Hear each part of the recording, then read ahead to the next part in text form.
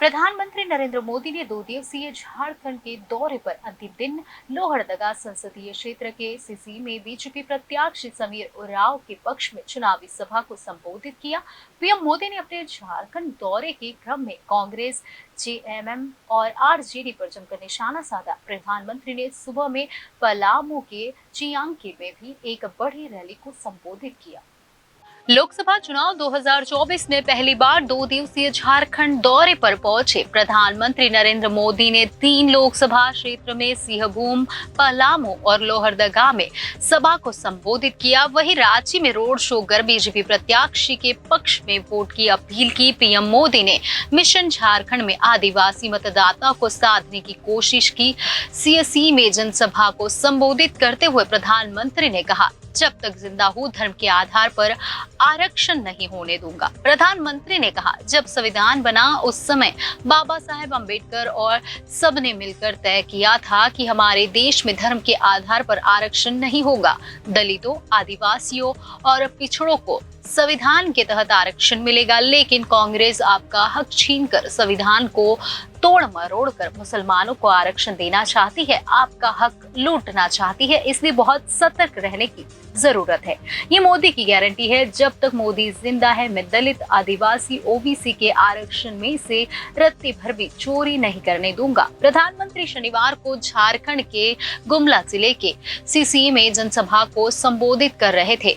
यह क्षेत्र लोहरदगा संसदीय क्षेत्र में आता है, जहां से बीजेपी ने राज्यसभा के पूर्व सांसद समीर उरांव को उम्मीदवार बनाया है। कांग्रेस वोट बैंक की राजनीति से काफी नुकसान हुआ। जी हाँ, प्रधानमंत्री नरेंद्र मोदी ने कहा कि कांग्रेस जो चश्मा पहनती है उसमें एक ही वोट बैंक दिखता है, वो है मुस्लिम वोट बैंक। उन्होंने कहा कि कांग्रेस की इस नीति का बहुत बड़ा नुकसान हर किसी ने उठाया है, जबकि भाजपा सबका साथ, सबका विकास की बात करती है। भाजपा सरकार की नीतियों में किसी के साथ भेदभाव नहीं होता, लेकिन कांग्रेस को ये करना ही नहीं है, समझने का तो सवाल ही नहीं है। पीएम ने कहा, जहां सरकार भ्रष्ट हो वहां बजट कितना भी हो, विकास संभव नहीं। झारखंड इसी स्थिति से गुजर रहा है। इस राज्य में ऐसा कोई पेपर नहीं जो लीक नहीं होता। मोदी ने इस पेपर लीक माफियाओं के विरुद्ध में भी एक कड़ा कानून बना दिया है। उन्होंने कहा आगे, झारखंड में कांग्रेस के सांसद के घर से नोटों के ढेर निकले। ये ढेर इतने बड़े थे कि बैंकों से गिनने के लिए मशीन लाई गई, लेकिन वो मशीन भी गिनते गिनते हाफने लगी। जिसने झारखंड को लूटा उस पर कानून के तहत कार्रवाई हो रही है। मोदी का एक ही संकल्प है, भ्रष्टाचार हटाओ। ये इंडिया अलायंस वाले कहते हैं भ्रष्टाचारी बचाओ, ये कहा पीएम मोदी ने। मैं आपको गारंटी देता हूँ, पीएम मोदी ने कहा कि मैं आपको गारंटी देता हूँ, आने वाले 5 सालों में ऐसे सभी भ्रष्टाचारियों पर कानून का डंडा जरूर चलेगा।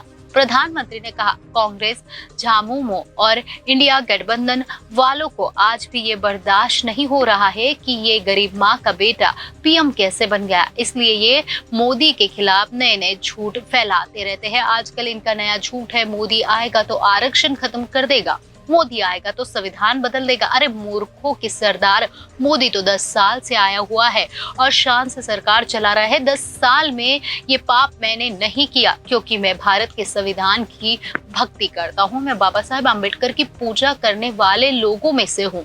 अपने 60 साल के शासन में कांग्रेस ने देश को परिवारवाद और भ्रष्टाचार दिया। इसके अलावा एक और रास्ते पर कांग्रेस चली और वो रास्ता है तुष्टीकरण, वोट बैंक की राजनीति। पीएम मोदी ने कहा, 10 वर्षों में पीएम मोदी ने सरकार ने माओवादी हिंसा से देश के एक बड़े हिस्से को मुक्त कराया है, लेकिन कांग्रेस आज भी माओवादी नक्सलियों का समर्थन कर रही है। अपना वोट बैंक बचाने के लिए कांग्रेस आतंकवादियों पर भी कार्रवाई नहीं करती है।